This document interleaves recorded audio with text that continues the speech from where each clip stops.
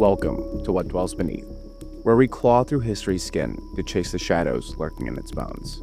I'm your lantern bearer, Percival, joined by my producer Neku and our research assistants Hannah and Eleanor. They're probably hunched over some moldy Dublin ledger as we speak. Tonight, we're not hunting beasts in the wild or demons in your dreams. We're diving into the grimy, fog-soaked alleys of 18th century Dublin, where survival was a razor's edge and betrayal burned hotter than a witch's pyre. This is the story of Dorcas Kelly, Darkey Kelly to those who whispered her names in fear or awe. A madam who ruled Copper Alley with a will of iron, accused of witchcraft, murder, or simply being too bold for a world that crushed women with power. Was she a killer, hiding bodies in her brothel's vaults, a pawn destroyed by Dublin's elite? Or does her shadow stalk the city, a green-clad ghost seeking justice that never came? Grab your headphones, bolt your door, and let's tread the cobblestones where her screams still echo. I do want to provide a content warning. This episode dives deep into violence, execution, misogyny, and dark accusations. So listen with care.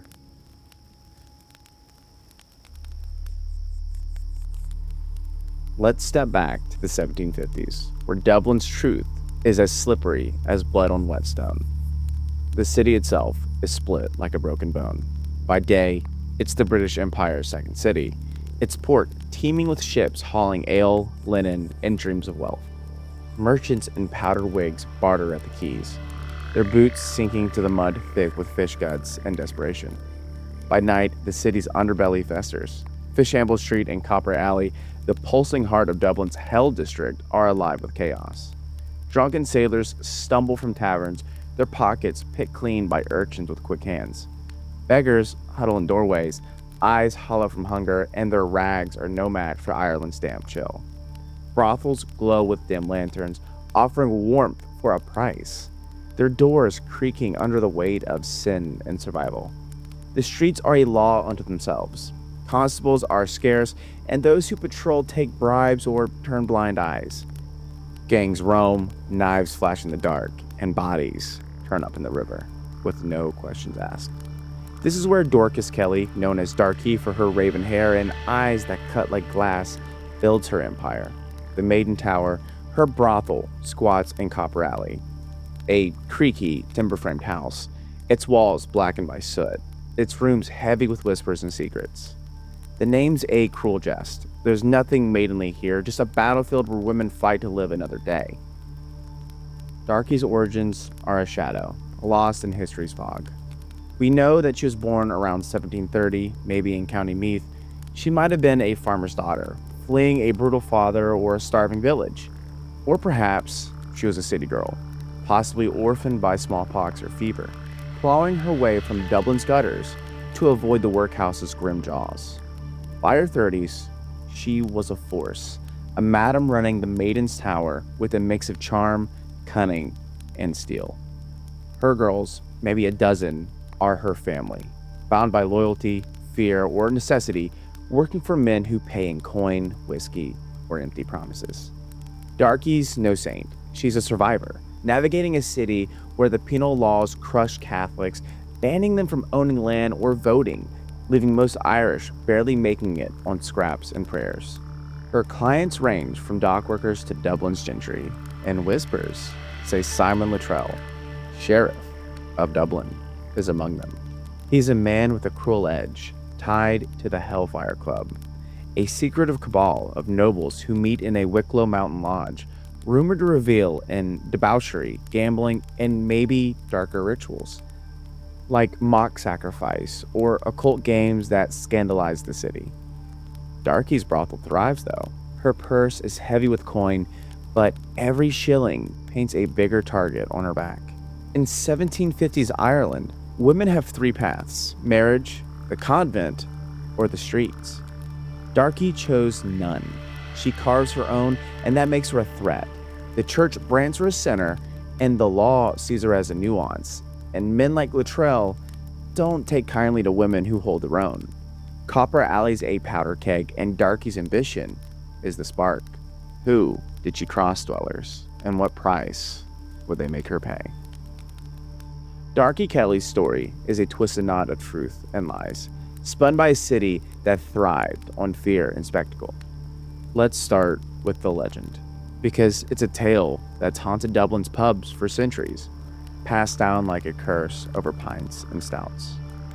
Now, folklore says Darkey got pregnant, likely by Simon Luttrell, and had the audacity to demand he provide for his child. His response was venomous. He accused her of witchcraft, claiming she sacrificed her baby in a satanic ritual, perhaps in the Maiden's Tower candlelit vaults, her hands dripping blood to seal a pact with the devil. Because of these accusations, in 1746, the story goes, she was dragged to the stake and then burned alive as Dublin's crowd cheered, her screams swallowed by flames.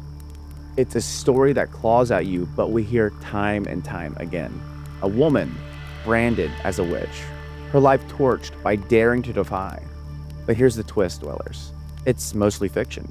In 2011, historian Alan O'Keefe, digging through archives in the Irish Times, found no record of a 1746 execution for witchcraft. In fact, Ireland's last witch trial was in 1711, when 8 women were tried and Darkey's name wasn't there. The witchcraft tale, gripping as it is, seems to be a myth, and it's woven to demonize a woman who refused to kneel. So why does it cling like damp rot? And what's the real story hiding beneath? The truth is darker, bloodier, and all too human. In 1760, Darkey was arrested, not for witchcraft, but for murder. On St. Patrick's Day, a shoemaker named John Dowling was killed. His body supposedly found in an alley near Copper Alley, though some accounts whisper it was never recovered. Records from the time were extremely vague, like the city itself conspired to blur the truth. The law pointed to Darkey, and when they stormed the Maiden Tower, they claimed a nightmare discovery: 5 men's bodies hidden in the damp, deep within the vaults of her brothel. Now mind you, there were no names, no details, just whispers of corpses stacked like cordwood in a space reeking of mold and death. Which leaves the question, was Darkey a serial killer, luring clients to their doom? Her brothel was the perfect trap. Men came for pleasure, but left in silence, their absence easily ignored in a city teeming with drifters, sailors, and soldiers who vanished without a trace. Maybe she poisoned their ale with arsenic, slipped a knife between their ribs, or had her girls do the dirty work, hiding bodies where the city's filth would bury them. Her motives could have been greed, robbing clients for their coin, or revenge, targeting men who crossed her or her girls. Or maybe it was survival, eliminating threats in a world where a madam's power was always one betrayal away from collapse. But there's another side, and it's uglier. Was she framed? Simon Luttrell, with his Hellfire Club connections, had the power to twist justice like a rope. His son, Henry, was later implicated in a brothel rape scandal in 1770, hinting at a family that played dirty and wielded influence like a club. If Darkey demanded money for Simon's child, or threatened to expose his ties to her world, planting bodies and spinning tales would have been easy for a man of his clout. The Hellfire Club's shadow looms larger.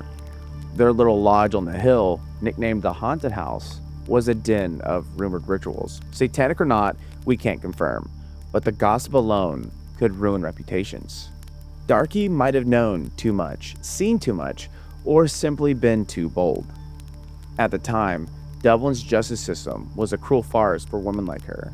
Trials were swift, records sparse, and women's voices were rarely heard. No surviving document lists other victims' names or confirmed bodies to exist. The vaults, if they were real, are long gone, swallowed by Dublin's growth into a modern city. The witchcraft story, like Salem, might have been a deliberate smear, cooked up to paint Darkey as a devil worshiper and justify her doom. Now, in this era, a woman could be burned for brewing herbs, muttering prayers, or speaking too loudly. Darkey's defiance, her success, and her nerve was a death sentence. The evidence is a fog, thick and suffocating, hiding the truth. But the gavel fell, and Darkey's fate was sealed. January 7th, 1761 Gallows Road, now Bagot Street in Dublin. The sky's a bruised gray. The air is bitter with smoke and stench of burning pitch. Darkey Kelly stands on a rickety scaffold, wrists bound with a coarse rope, her dark hair loose, whipping in the wind like a raven's wing. The crowd's a beast, 100 strong, some cheering, some silent, their breath steaming in the January cold. Hawkers sell ale, children's dart through the mob, and priests mutter prayers for a soul they've already damned. Her sentence is a nightmare. The story is she was partially hung, then burned alive at the stake. It's not just death, it's torture, reserved for women to break their spirit as much as their body. The rope tightens around her neck, her feet kick, her breath chokes off in a ragged gasp. They cut her down. She's still alive, her eyes wild, and bind her to the pyre, wood stacked high, soaked in a pitch to burn fast and hot. The flames roar, igniting her tattered dress, her skin, her screams sharp enough to pierce the crowd's roar. Some throw curses, calling her a witch, a whore. Others clutch rosaries, their faces pale, knowing this could be them. Dublin watches, and its heart splits, half reveling in the punishment, half haunted by its cruelty. As the fire consumes her, chaos erupts. Prostitutes from Copper Alley surge forward, hurling stones, screaming for their madam, their voices raw with grief or rage. 13 are then dragged away in chains, their cries drowned by the pyre's crackle. Was this loyalty to Darkey, a woman who gave them a sliver of power in a brutal world? Or fear that her death tore open something darker, something that would haunt Dublin's alleys for centuries? But Darkey's story doesn't end in ashes. Her shadow lingers, known as the Green Lady, named for the ghostly shimmer of her cloak, like emerald mist in the twilight. At Darkey Kelly's Bar and Restaurant, one of my favorite bars, on Fishamble Street, opened centuries later to honor her name. Now, patrons swear that glasses slide across tables, untouched, as if nudged by an unseen hand. Whispers echo in empty corners, soft, but heavy with sorrow. A bartender in 2019 told the Irish Independent of a chill by the door, like someone's waiting, watching, their presence colder than the Dublin night. Near where the Maiden's Tower once stood, locals report a woman's figure pacing Copper Alley at dusk, her cloak glowing faintly green, her face a blur. She never speaks, never approaches, she just stares, her gaze heavy as the fog. Some say she's trapped, barred from the church's holy ground by her sins or her sentence. Others believe she's hunting, seeking the men who betrayed her, or their ghosts, still lurking in Dublin shadows. A 2017 paranormal investigating article by Walden Jordan cites sightings since the 1800s. Footsteps with no source, a cold that clings to the bones, a figure seen in stormy weather, her cloak billowing like a banshee's wail. The Green Lady's legend ties to Ireland's deeper folklore. Banshees, spirit of women wronged, crying for lost souls or vengeance. In Celtic tales, such spirits haunt places of injustice, the presence of warning or a curse.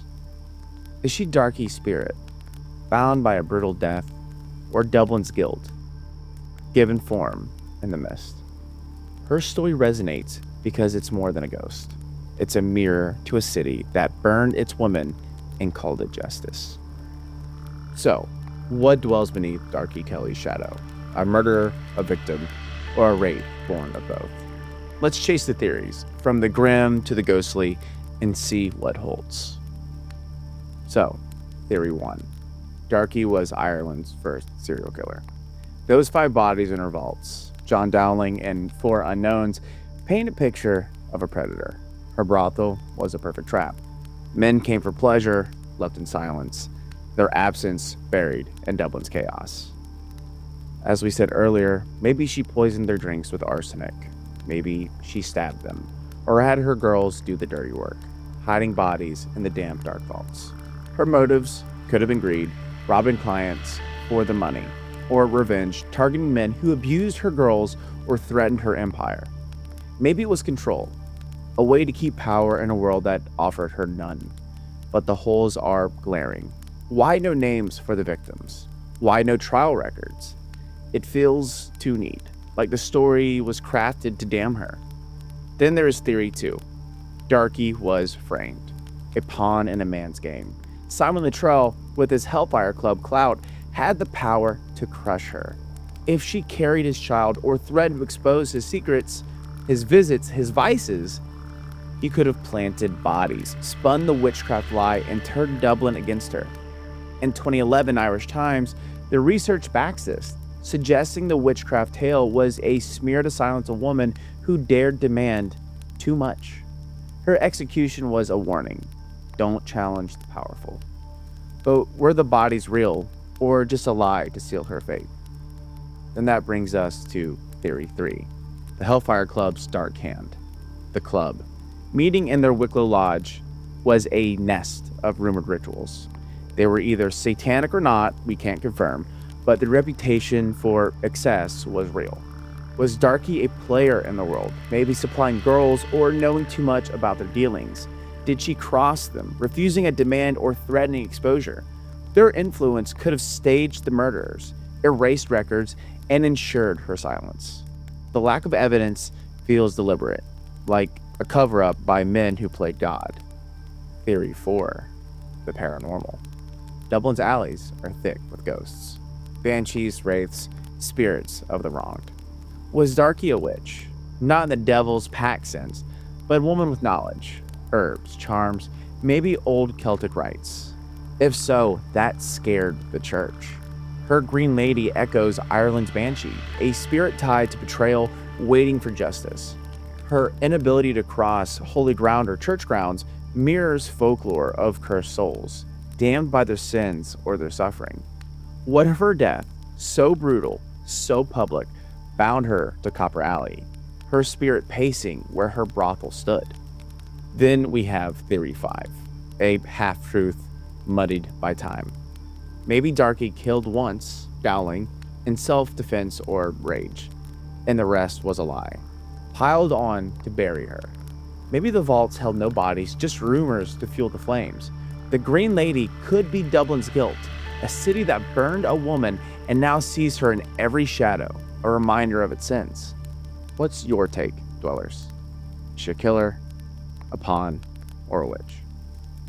Darkey Kelly's story is a cracked mirror, reflecting Dublin's heart, a city of light and filth, where power crushed the blood and truth burned with the accused. Was she a killer, hiding bodies beneath her brothel stones, a victim betrayed by a man like Luttrell and their secret club? Does her Green Lady still walk Fishamble Street, her gaze piercing like a fog, demanding answers no one can give? Her story is more than a murder or a ghost, it's a warning, carved into Ireland's soul about what happens when power fears a woman's voice. It's a piece of Dublin itself, woven into its alleys, its pubs, its memory of a time when a woman could be burned for daring to live. Next time you're in Dublin, linger by Copper Alley at twilight. Feel the cold. Hear the whisper. A woman's voice, it's faint but sharp, calling for justice. Something's there, dwellers, watching from the dark. What dwells beneath? Maybe it's her. A huge thanks to you, my listeners, the dwellers, for treading these haunted streets with us. You're the pulse of what dwells beneath, the ones who keep these shadows breathing. Also, please consider joining the Patreon. For a small $2.50, your name can help light our way. Join at patreon.com/whatdwellsbeneath for exclusive chills and shoutouts. Do you have an encounter, a theory, or a tale that chills you to your bones? Go ahead and email us at whatdwellspod@gmail.com or join our Discord, the Tavern Dwellers, with over 3,000 members and counting. And if you want more from me, Percival, check out my YouTube channel for gaming videos and check out my Twitch for streams. That's twitch.tv/Percival, Perzival. I also have another podcast about the game Palea called Paleontology. The links to this will be in the show notes. Be sure to follow us on Instagram and TikTok. We are What Dwells Pod. We're going to try to be a little bit more active on social media. And finally, be sure to rate us on Spotify or Apple 5 stars if you can. It fuels our hunt. Thanks to Neku and our research assistants for making this dive so damn chilling. Next week, we chase another nightmare. Until then, stay curious, stay safe, and don't linger, because you never know what dwells beneath.